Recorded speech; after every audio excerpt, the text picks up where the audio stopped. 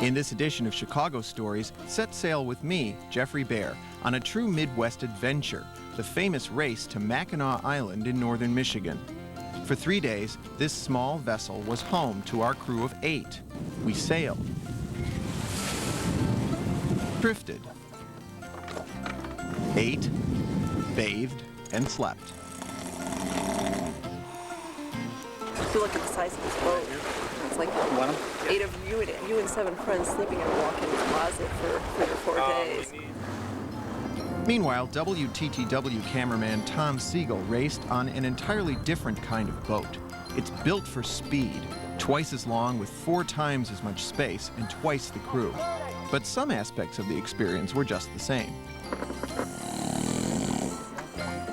In this program, you'll see the beauty and the power of Lake Michigan and magnificent shoreline scenery, massive dunes, lighthouses, and the incredible Mackinac Bridge. And you'll live the history of this classic boat race, more than 100 years old, and of the mariners who've been sailing Lake Michigan since before recorded time. The Race to Mackinac, next on Chicago Stories.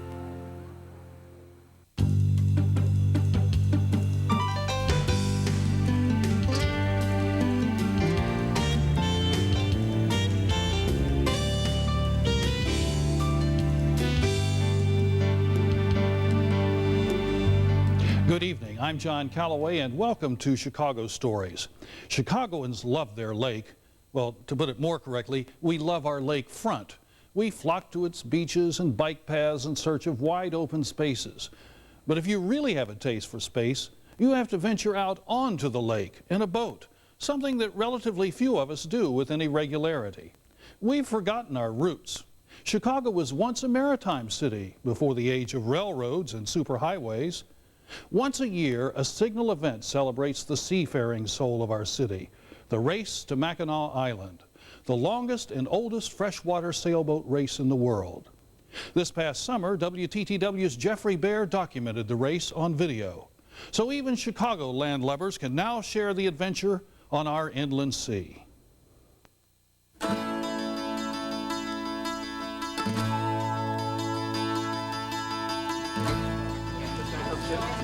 Ready to go. It's the big day. In just a few hours, we'll embark on the granddaddy of all freshwater boat races, sailing the entire length of Lake Michigan, 333 miles. We are the crew of the tiny sailboat Radiance. At just 30 feet, it's one of the smallest boats in the fleet of almost 300. To the good ship Radiance and her stalwart crew. Our destination is a quaint island in the Straits of Mackinac between the upper and lower peninsulas of Michigan, where Lake Huron and Lake Michigan come together. It's one of the Midwest's most attractive resorts, if you don't mind the mingled aromas of fudge, pine, and horse manure. Cars are not allowed on the island. But there are plenty of quaint shops, historic sites, and charming hotels. But we're not really thinking like tourists as we bid farewell to our significant others. We're too nervous and excited about the adventure ahead. Here we go. We're off. Love you. Hey, if the wind dies, just go. So long, see you in Mackinac. Radiance is a Tartan 30 built in 1976. The skipper and owner is Ben White. He bought the boat 4 years ago and has spent literally thousands of dollars upgrading her for racing. Most of us on the crew have been together for several seasons. We race as often as 3 times a week, from May through October.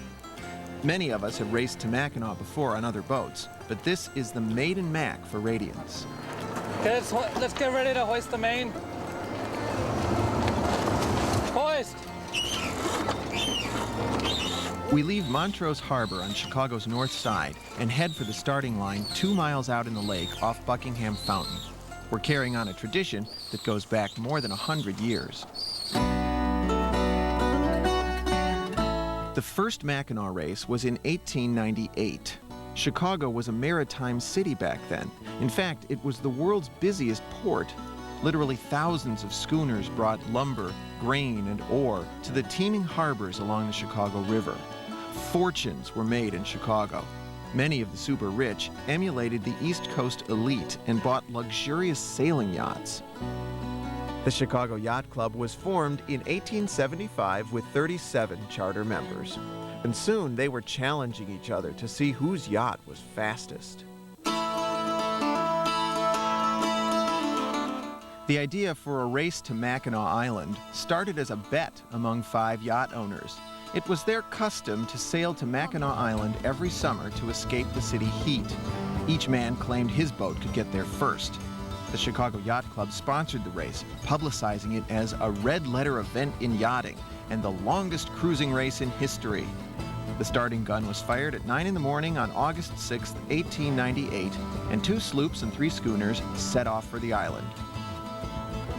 A little over 2 days later, a crowd of summer folk at Mackinac Island gathered at the harbor to cheer as the winner crossed the finish line. Her name was Venena. Her prize, $250.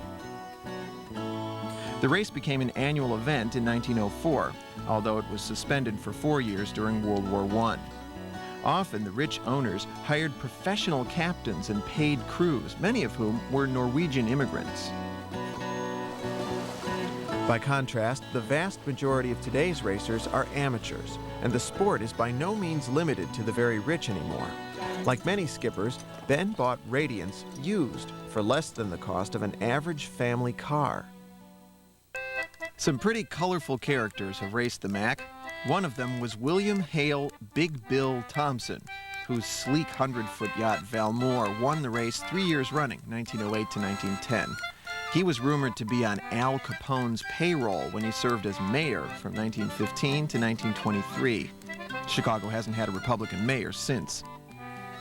The first woman skipper sailed the race in 1905 with an all-female crew. Her name was Evelyn Wright. Newspapers in that pre-feminist time described her as dainty, with wistful brown eyes, a slender figure, and calloused hands. As one of the slowest boats in the race, Radiance will start early in the day. As we approach the starting area, thousands of racers up and down the lakefront are still preparing to leave their docks.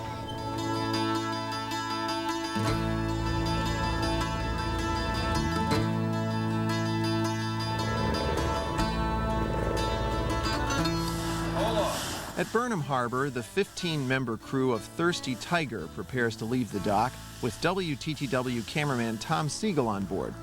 Thirsty Tiger couldn't be more different from Radiance. It's one of the biggest, fastest boats in the fleet. They're officially called Great Lakes 70s, but racers just call them sleds. Thirsty Tiger won the MAC in 1995. When you hear all hands on deck, that means everybody, okay? This will be owner Bert DeTavio's 25th MAC, which will qualify him to join an elite club, the Island Goat Sailing Society. We're going to go out and sail hard and fast and win this yacht race. David Henderson becomes an Island Goat this year, too. Tactician and navigator Bob Warnicki is sailing his 23rd MAC. Hang on to it, this. Unlike Radiance, this is an all-male crew. Their combined MAC experience is 145 years. Oh, yeah! Beautiful! Bravo! Mr. Picard. By contrast, the whole Radiance crew put together barely equals one Island Goat, just 26 years of MAC experience. And by the way, if you're wondering why they're called Island Goats, well, just imagine what old sailors smelled like after 3 days on the lake wearing wet wool. Radiance has reached the starting area with its spectacular view of downtown Chicago.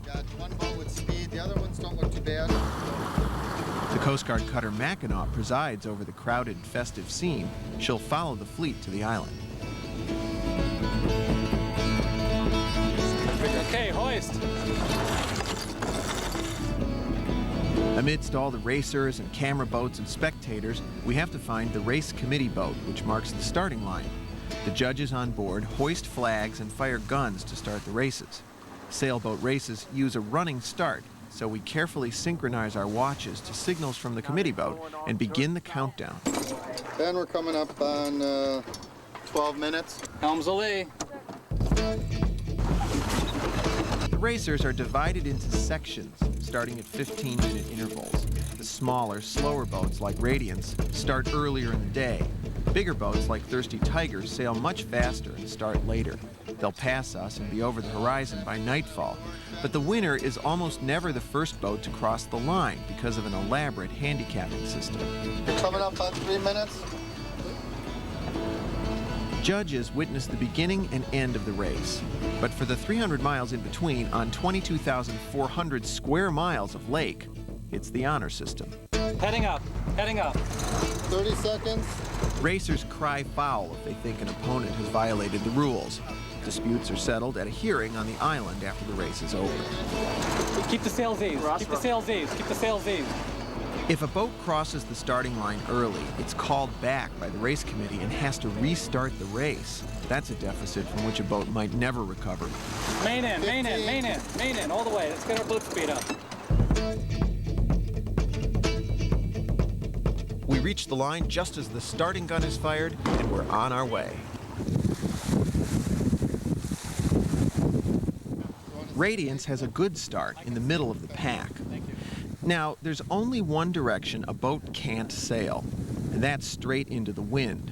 Unfortunately, on this particular day, the wind is coming right from our destination, so we'll have to tack northward, sailing a zigzag course at 45-degree angles to the wind. The trick is to make each tack at just the right moment and to execute the tacks quickly so we catch the slight shifts in the wind. It's a stiff northeaster today, maybe 20 knots or about 17 miles an hour. Strong northeast winds on Lake Michigan cause big, steep seas because the waves have the full length of the lake to build up. Before long, we all put on our foul weather clothes.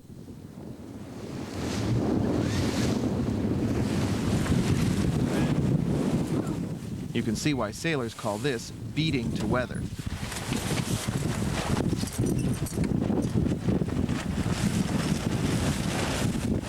To get more control over the boat, we lower our mainsail part way, which is called reefing, and hoist a smaller jib, that's the sail attached to the bow. Don't go ahead to win. Sail. All right, At this moment, any of our mariners who are not actively sailing the boat huddle on the high side as human ballast to try to prevent the boat from leaning or heeling too far over in the strong wind. We're called rail meat. The one consolation is the wonderful view.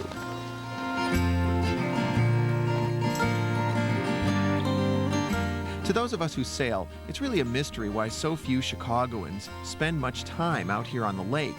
The sight of this skyline at all times of the day and night just never fails to inspire.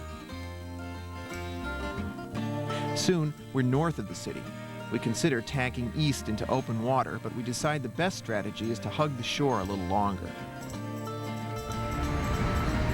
Before long, we see Evanston's Grosse Pointe Lighthouse, one of nearly a dozen lighthouses we'll see along our way. The lighthouse was erected in 1873, when this was one of the busiest shipping lanes in the world. It guided ships into Chicago and warned them of the dangerous shoals or shallows here that sank many ships.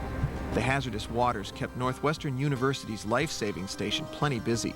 The volunteer crew of college men was led by the valiant Captain Lawson.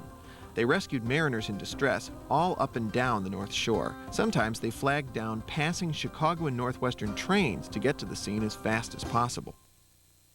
9 minutes. Several hours after Radiance, Thirsty Tiger starts. With a total of 14 monstrous sleds in this section and these high winds, there's plenty of hair-raising action as the boats jockey for position. Turn hard now. 350. Racers use strict right-of-way rules to avoid collision and to gain advantage. But in the thick of battle, competitors don't give up ground until they have to. Up equation! Up! Up! Up! Up! Up! Up! Oh, 30! Tiger gets squeezed out of prime position at the starting line, but they've got 300 miles to catch up. 5, 4, 3, 2, remain, come on! Full trim, full trim. In a real sense, We Mac racers have been preparing for this day since early spring when the snow was barely melted. Are we grunting enough? I don't think we're doing this right if we're not grunting. Before the boats are launched each season, serious racers smooth every imperfection out of the bottom.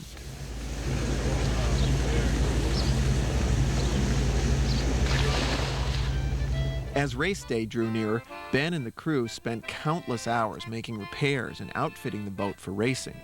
We practiced man overboard drills. Man overboard! Our required safety equipment includes a life raft, life jackets with whistles and lights, safety harnesses and tethers, first aid kit, fire extinguisher, wood plugs to stop leaks, 2 anchors, and even an extra tiller. You know, if you're calling for help, there's no guarantee that anybody's within shouting distance, or they might be 5 or 6 hours away. Get that crewman on board. Get that crewman a blanket. It's going to be cold. Whiskey. Good job, everybody. How much was that? Was that quick? That was very quick. On one practice day, I decided to check out my own safety equipment. In theory, this thing should inflate. Here we go.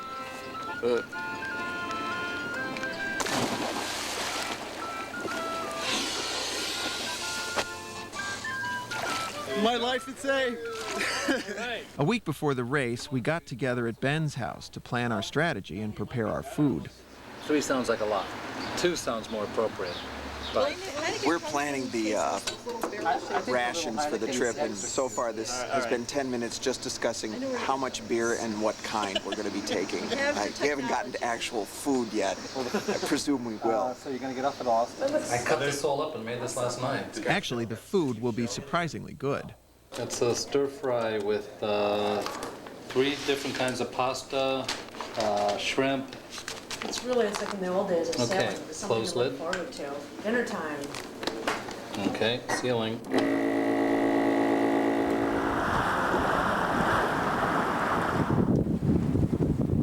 As the city recedes into the distance, it's time to cook that first meal. But cooking conditions are less than ideal. Seems to be a design flaw in our sea cook here. My hand is holding the pot steady.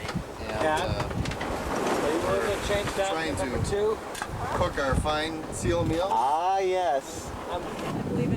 Eating is not much easier than cooking. It's like trying to have dinner on a bucking bronco that's leaning over about 15 degrees. I only got about 2 of those shrimp. I got 6, Ross, so... You doled them out. Now, I'm not generally prone to seasickness, but these conditions did make me a little queasy, which is too bad. I was really looking forward to that seafood dish. Unlike Radiance, Thirsty Tiger has a designated cook, crew member David Cunningham. He's also called Chainsaw. You'll find out why later. Chainsaw has a full galley, including an oven designed to swing on a gimbal, so it's always upright no matter how far the boat heels over. It's the cook who has to brace himself. Tonight's dinner? Baked meatloaf and mashed potatoes. Soon enough, it's time to start our watch schedule. Half the Radiance crew heads below deck. Berths are equipped with lee cloths to hold sailors in place while they sleep. But Radiance only sleeps 3, and there are 4 of us off watch at a time. So one crew member sleeps in a cramped space behind the stairs where we usually store sails. We've dubbed it the bilge berth since it's just above the bilge, the lowest part of the boat where dirty water tends to collect. And in case you're wondering, yes, the boat has all the comforts of home. Accommodations on Thirsty Tiger aren't exactly luxurious, but at least everybody gets a bunk.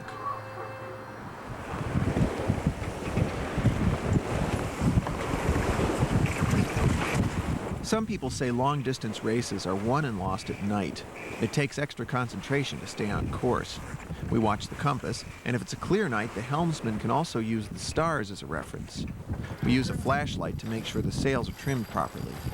Day and night, we plot our exact position hourly using a global positioning system, or GPS, which receives signals from orbiting satellites. At midnight, I'm summoned back on deck for the night watch. I didn't get much sleep. When you're feeling queasy, the worst place to be is below deck, where everything is moving and you can't get your bearings. The trick is to get into bed as quickly as possible, so I took off only my boots and coat and crawled into my berth fully clothed. My socks were wet, and I was too sick to look for a pillow or a blanket. I just rolled up my damp coat, stuffed it under my throbbing head, and tried to sleep. But now, back on deck, I start to feel better.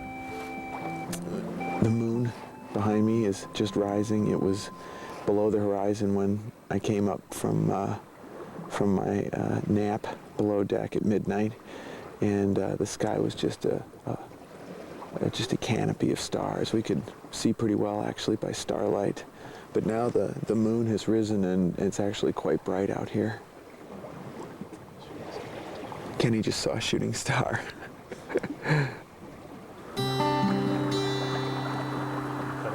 By morning, Thirsty Tiger has already made it across the lake and can see the first signs of land. That's Big Sable Point. Anybody else up there want yogurt? Granola. Do you have any just plain yogurt? Granola. No. Keep an eye in the center of the gentleman. Take off some of the back stuff. Just sleeping there. It'll be another 24 hours before we on Radiant see the shore. In a sense, this voyage is the culmination of a much bigger journey for Ben. He went through a divorce in 1996 and sought healing through sailing. I had not sailed for basically 30 years. And I realized when I started sailing again that I found great peace in it and camaraderie at the same time. This is my first race to Mackinac. It's a good challenge with nature. It's also away from everything. You know, the cell phones don't work out here. I'm looking to see if boats have better sail trim, if they are pointed in different directions, then I know the wind may be different ahead. We always keep a sharp lookout for huge Great Lakes freighters. Many great ships up to 1,000 feet long still ply these waters. They go about 20 knots and they don't turn very well. Have you ever come really close to one of those, Kenneth? Oh, yeah, too close. The most unmistakable big ship on the lake is the 410-foot SS Badger. It's the last of the great coal-fired car ferries on Lake Michigan. It was built in 1952. It carries 620 passengers and 180 automobiles between Ludington, Michigan and Manitowoc, Wisconsin. It runs several times a day from spring through fall. The trip takes about 4 hours.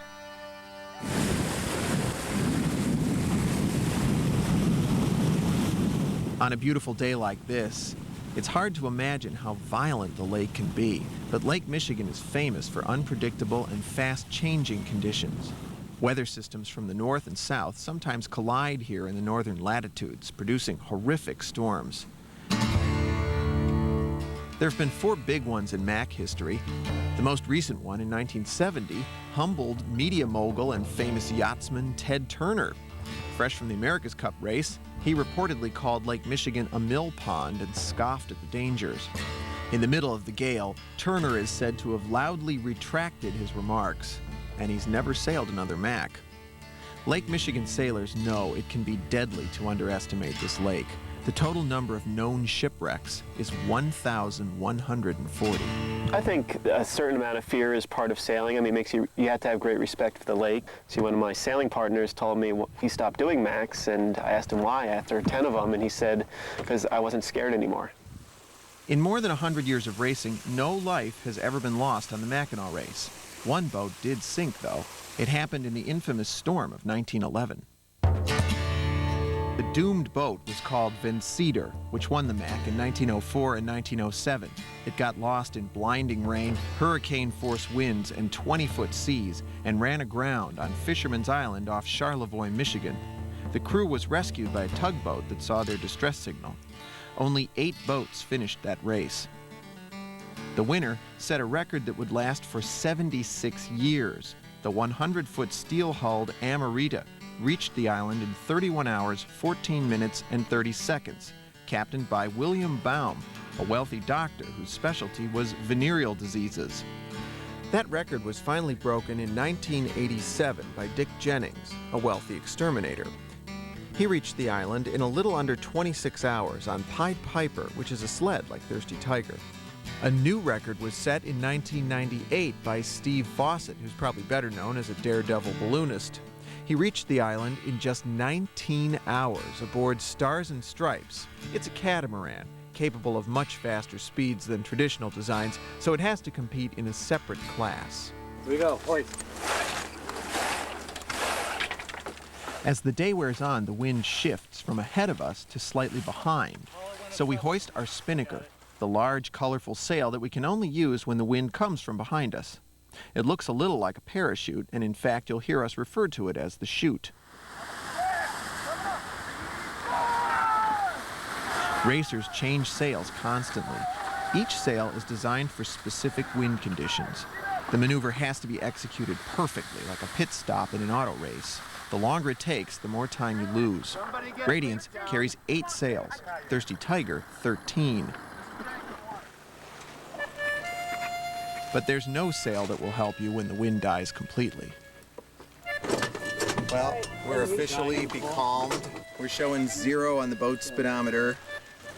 The sails are just flapping here. The sun is feeling hotter by the minute, and the water just looks like glass. We speak in whispers and tiptoe around the boat, jumping into action each time the tiniest ghost of wind passes by. The crews that never lose concentration are the ones that win races. Thirsty Tiger was becalmed for a while too, but by nightfall, she's moving again, approaching Point Betsy. Up to this point, it's a race across open water, but from here on, there are many more obstacles to negotiate. The coastline, shoals, and islands like the Manitous just to the north. Point Betsy is a windswept, isolated bump on the Michigan shore. The name is actually a mispronunciation of the French Pointe au Bec Sea, meaning Sawed Beak Point. The first lighthouse was erected here in 1858. The current one dates from 1880. It can be seen from more than 27 miles away. It was the last manned lighthouse on the eastern shore of Lake Michigan, fully automated in 1983.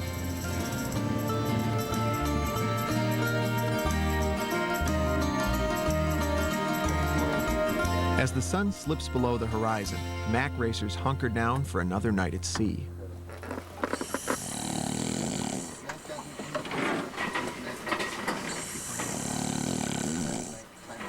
And now you know why the crew has nicknamed him Chainsaw. Luckily for me, we don't have nicknames on Radiance. While I'm storing up energy for the rest of the adventure, please take a moment to call us with your support for public television. Then come back aboard as our 2 boats race to Mackinac Island past natural wonders and man-made wonders, too. We hope you're enjoying the race to Mackinac, but right now we've got a wonderful, wonderful opportunity for you, and we want you to take advantage of it. Anyone who calls in by 8:30 tonight will automatically be eligible to win a weekend stay at the Mission Point Resort on Mackinac Island. That includes 3 days and 2 nights with breakfast and 1 dinner. Anyone who calls in by 8:30 tonight, you've only got a couple of breaks to get your entry in, so please give us a call, and you can take, okay, you don't have to take the 300-mile voyage by boat, but you will get to go to Mackinac Island and stay at this gorgeous resort, which is the only resort on the island. It's very, very exclusive, very, very special, and this is a special once-in-a-lifetime opportunity. So anyone who calls in tonight, if you call in a new membership, we'd be thrilled to have you. Call us at 773-588-1111, and you can be eligible to win a weekend stay at the Mission Point Resort on Mackinac Island. A wonderful opportunity, a gorgeous place, one of the most beautiful places in the Midwest. And we've got a wonderful opportunity for you as well. If you are enjoying this program, you can have your own copy of Chicago Stories, The Race to Mackinac. In the next the upcoming segment, you're going to see some of the most beautiful scenery of Michigan, of the lakefront area, and just a lot of historical facts that you probably don't know about our neighbor to the northeast, shall we say. But Jeffrey is going to take us on a wonderful adventure into Michigan, and I think you'll really enjoy it. You can have that VHS for $60 for a $60 membership. Our way to say thank you is with the VHS copy of The Race to Mackinac. And now I would like to introduce to you the gentleman whom you heard just a few moments ago snoring, I believe. That's Jeffrey Bear, who is, of course, our guide, and also Sabrina Duarte, and they're going to tell you a little bit more about some of the wonderful opportunities we have for you tonight. Jeffrey, producer of A Race to Mackinac. It must have been exciting, exhilarating, and exhausting, right? It was all of those things, yeah. It was really great, though. I mean, as a TV producer, you know, we are always making shows about other people pursuing their dreams and their passions, and this was great because I got a chance to sort of do my own thing. Do your own thing. Well, speaking about doing your own thing, I have something to do right now, which is to remind our viewers about the wonderful thank you gifts, which I know you'll understand. Right now, you can call in your support to Channel 11, and when you do, we've got some terrific thank you gifts right now. The Race to Mackinac can be yours with your $60 investment to Channel 11. It is a wonderful program, and you're going to be seeing more, not of Jeffrey snoring, but wonderful, exciting views of the lake, ones you've never seen before that really draw you in and make you a part of this race. The video can be yours with your $60 investment to Channel 11. Join us at $75 and we'll bring you the CD of the music you're hearing. Has it been wonderful? Has it been intriguing? Well, that is original music. The CD, Me for the Inland Lakes, was a group that recorded this, and it really is quite special. Their names are Tom and Chris Castle. Okay, and Jeffrey's going to tell us a little bit more about that, but the CD can be yours with your $75 investment to Channel 11. This is really music that you will love, whether you're sailing down Lakeshore Drive or sailing on the lake. Join us at $100 and we'll make available 2 copies of The Race to Mackinac. And I have to tell you that these videos are exclusive to Channel 11. You can't find them anyplace else. The Race to Mackinac, you'll only get it when you become a member of Channel 11. At the $250 level, what a collection. The WTTW Chicago Video Collection, which includes... cow! This is amazing. Chicago Architecture, a 4 VHS set. Remembering Chicago, a 3 VHS set. Northwestern, a Season to Remember, and the new Chicago Stories, Riverview, and the 1933 World's Fair. Right, which is really interesting. So, Jeffrey, I think people want to know, they're seeing this show, they're really involved, and there's more to come. But tell us, what started your interest? What sparked your interest in doing the Mackinac? Oh, gosh. I've been sailing for a long time. The crew that you're seeing on the race, I sail with them 3 times a week during the season. And so I've always wanted to make a film about it, and it was just such a great opportunity to do it. It was great for us to have this Chicago Stories series. Made possible through your dollars, so get to the phone and call right now. Oh, and the other thing is, should we talk a little about the vacation, on Mackinac Island? Let's talk about that. Okay. For your this for your is call. right now and only now. Only now. You have to call by 8:30. If you call by 8:30 right now, you have just about a half an hour to call.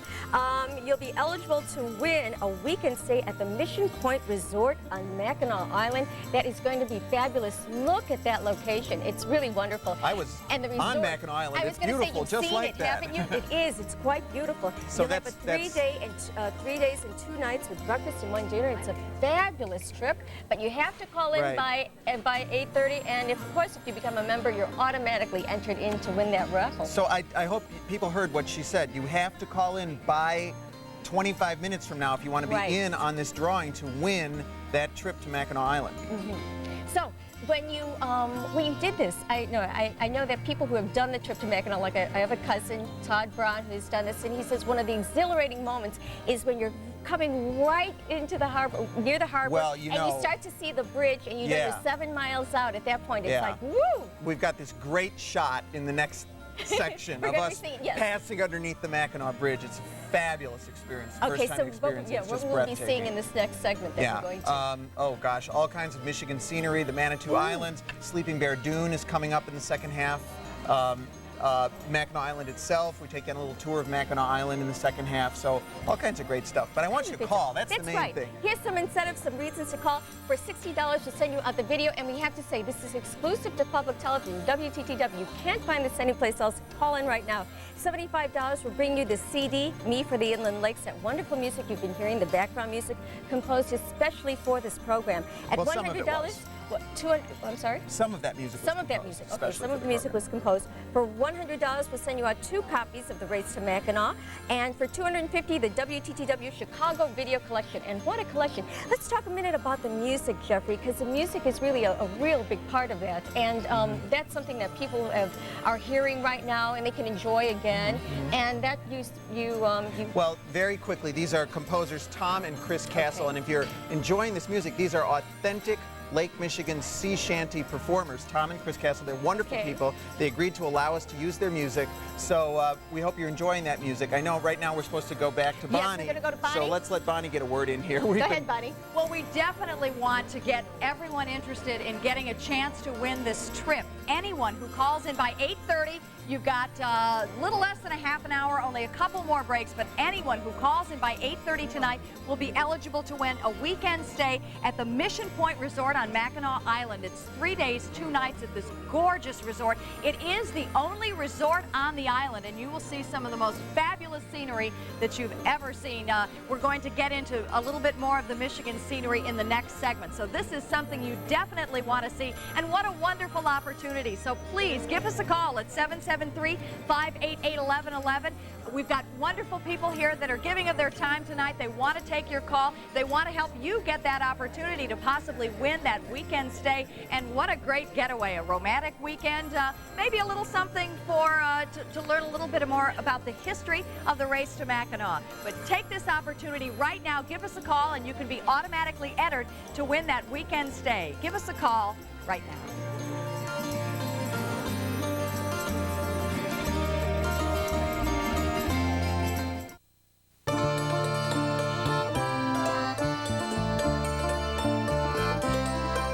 By morning, Thirsty Tiger is passing Beaver Island, which for a brief time in the 1800s became America's first and only kingdom.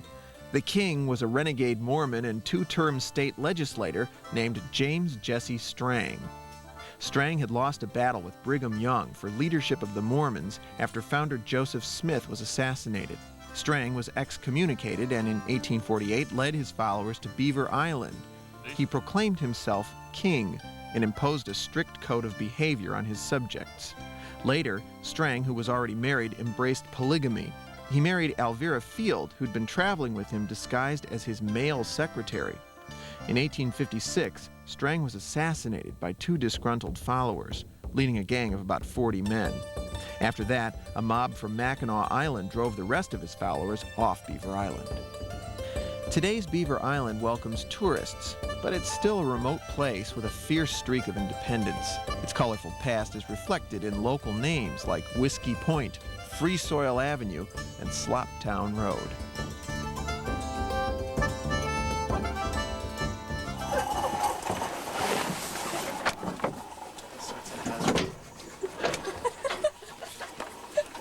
Jeffrey! Back on board Radiance, there's still no land in sight. But we're moving again, and that's very good for morale. Cramped quarters like this have all kinds of opportunities for people to get a little cranky at each other. And I think we've held together. Is this a huge danger for your relationship to be doing a MAC with your boyfriend? No, they put us on separate watches. So we're not supposed to ever see each other on watch. By midday, Thirsty Tiger has reached the next major landmark, Gray's Reef Light. It marks a safe passage through the dangerous shallows here. It's especially nerve-wracking this year because lake levels are so low. Some people think global warming is to blame. Others say it's part of a natural cycle. Lake levels have, in fact, been lower in the past.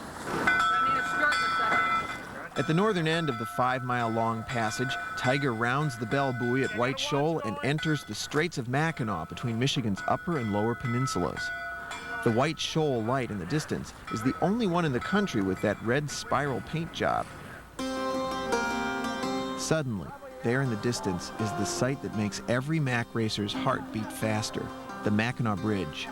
But experienced racers remind the others to stay focused. The enormous bridge is still 20 miles away, and they call the Straits of Mackinac the Alley of Broken Dreams. Wind swirls off the bluffs, creating an unpredictable patchwork of gusts and lulls, and soon, Tiger's opponents seem to be gaining ground. This is so damn nerve-wracking. isn't it? Drives you nuts.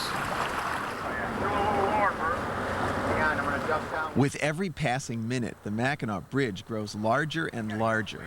The true size of this bridge boggles the mind. In total, it's 5 miles long. Building it was one of the great engineering feats of the century. It took 3,500 men 3 years to complete. 41,000 miles of cable had to be spun on site. The bridge contains almost 5 million rivets. It was designed by Dr. David B. Steinman, who viewed it as both his greatest engineering achievement and as a work of art. He specified an ivory and green color scheme so it looked as graceful as a harp.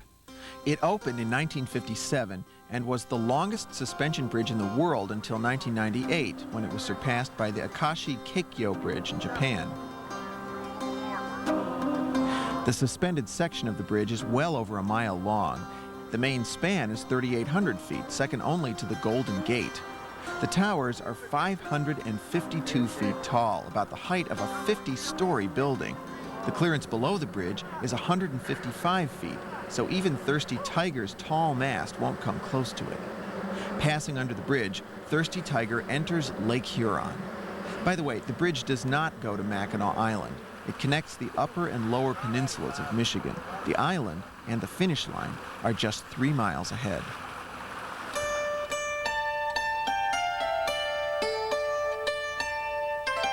Mackinac Island is only reachable by boat or plane, except in the winter, when islanders forge a trail across the ice for snowmobiles. Island visitors take a step back in time. Cars are banned, and the Victorian resort architecture is meticulously preserved. It's a product of the Gilded Age after the Civil War, when well-heeled travelers from Midwestern cities arrived on lake steamers. The island originally got its name from the Ojibwe people, who called it Michilimackinac, meaning Great Turtle. Europeans first visited the island in the 1600s. The fort was built by the British in 1780 during the War of Independence. They picked the high bluff for a sweeping strategic view of the straits. They fought bloody battles with the Americans here during the Revolution and the War of 1812. The British surrendered the fort to the Americans for good in 1815. After that, the island became the center of John Jacob Astor's American Fur Company. It was a famous stopping place for the French-Canadian voyageurs who traveled thousands of miles in their long canoes. But by the 1880s, it was already becoming a popular summer resort. The Grand Hotel was built by the railroads and cruise lines in 1887. It claims to have the longest porch in the world, 660 feet. It has elegant accommodations for over 1,000 guests. 5 presidents have stayed there, including Kennedy and Clinton. Today, 1 million people visit the island every year, but the year-round population is only about 600.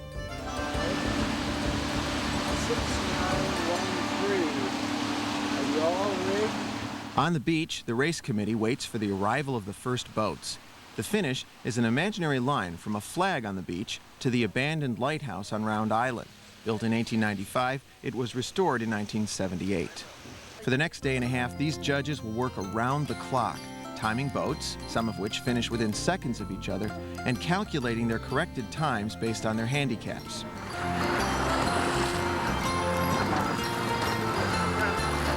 As expected, the big boats, like Tiger, are the first to reach the line. There we go. Woo! Woo! All right. Good job, guys. Good job, Bert. Congratulations on 25. Thirsty Tiger is the 5th boat across the line out of the whole fleet of 300, and the 2nd in her section. But when handicaps are figured in, she'll officially place 4th. Win or lose, all Mack racers like to celebrate their accomplishment. They also perform a traditional rite of initiation on all first-time Mack racers. In this case, it's our own cameraman, Tom Siegel.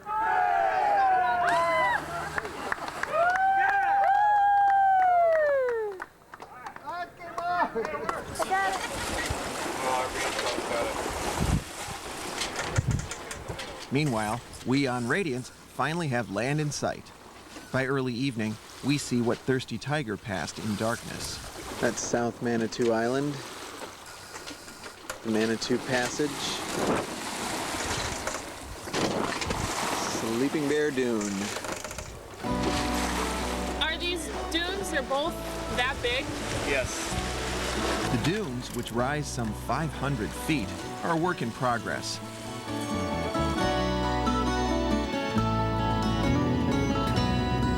Wind and waves continue to pile up sand here, just as they've done since the end of the last ice age 11,000 years ago.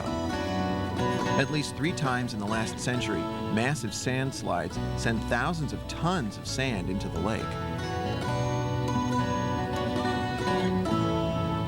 The dunes take their name from the Ojibwe legend of the sleeping bear.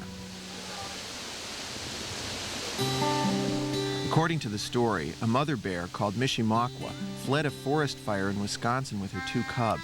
She swam all night until she reached the Michigan shore, but when she got there, her cubs were gone. She refused to move from the spot, watching for her cubs until the wind covered her with sand. The Great Spirit took pity on her and raised the cubs from the lake, turning them into the Manitou Islands, so the mother bear could watch over them for all eternity.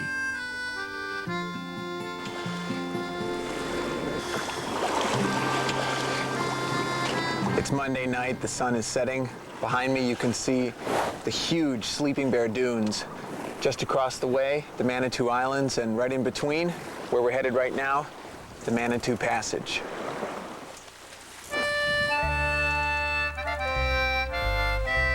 Just as mariners have been doing for centuries, we use the passage as a shortcut, but it can be treacherous. Tricky winds and currents and shallows make it dangerous, especially in storms or when visibility is poor. More than 50 ships lie at the bottom of this passage. This is all that's left of the Francisco Morazan, a Liberian freighter that ran aground on a cold, stormy November night in 1960. The Coast Guard rescued the crew of 15. The shallowest part of the passage is called the Manitou Shoal, where the bottom suddenly rises to just 20 feet. It's marked by this light, built in 1935, which replaced a lightship that had marked the shoal since 1910.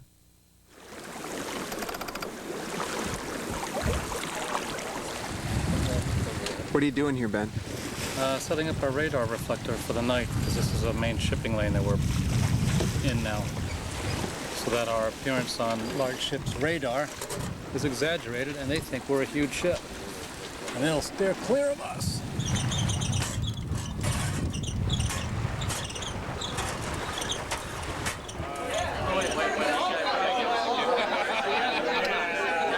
On Mackinac Island, the Thirsty Tiger crew is quenching their thirst at the Pink Pony, the traditional watering hole for Mack racers.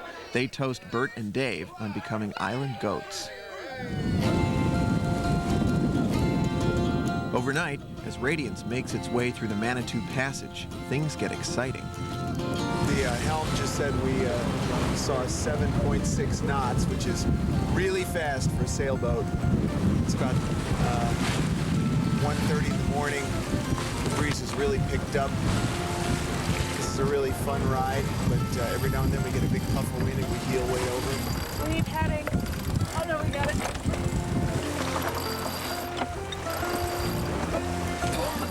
At sunrise, we're approaching Gray's Reef, and very glad we hoisted that radar reflector.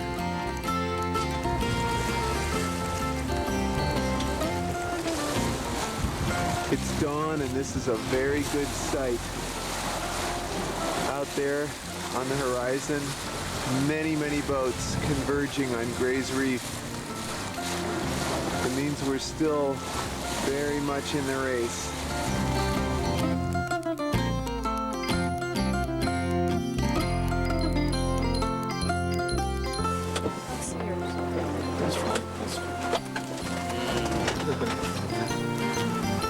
At one time, Gray's Reef Lighthouse had a live-in crew.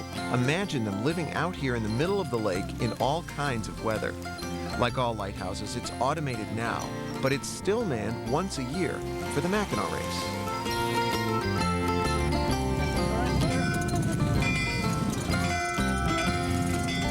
Soon, we're around the buoy and into the straits, and we get the first real evidence that we're doing very well. Boats which had scattered converge at this point, and we're surrounded by faster boats that should be hours ahead of us. We can smell the Northwoods pines and see the bridge getting closer. But remember, this is the Alley of Broken Dreams.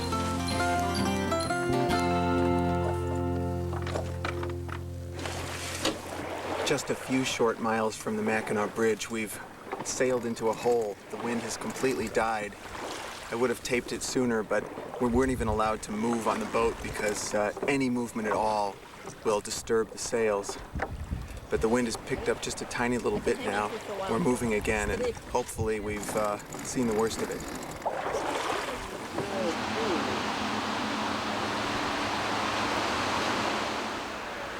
On Mackinac Island, friends and family wait nervously as the hours tick by. Fortunately, the wind continues to build, and soon we pass beneath the mighty Mac.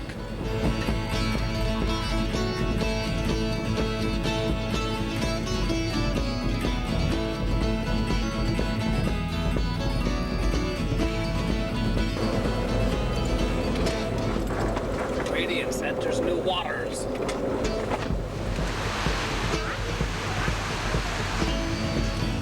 It's a beautiful sight, all the spinnakers behind us for the 6th slowest rated boat in the fleet.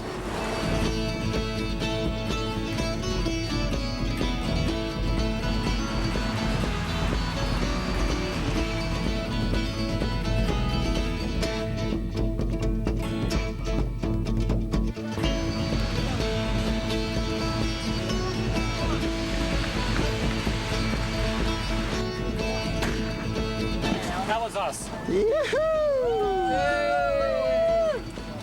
We crossed the finish line at noon Tuesday, almost exactly 72 hours after we started. It'll be several hours before the official results are in. In fact, the last boat in our section, the aptly named Persistence, won't finish until 3 a.m.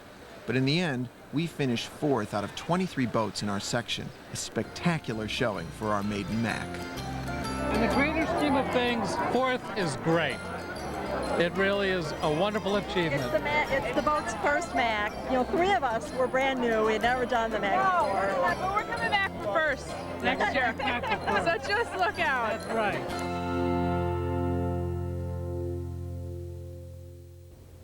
Of course, getting to the island is only half the adventure. After the race, skippers have to find crews to sail their boats back home. Well, for more information about the Race to Mackinac, contact its sponsor, the Chicago Yacht Club. And if you're interested in the seafaring history of the city, you can contact the Chicago Maritime Society. For Chicago Stories, I'm John Callaway. Thank you and good night.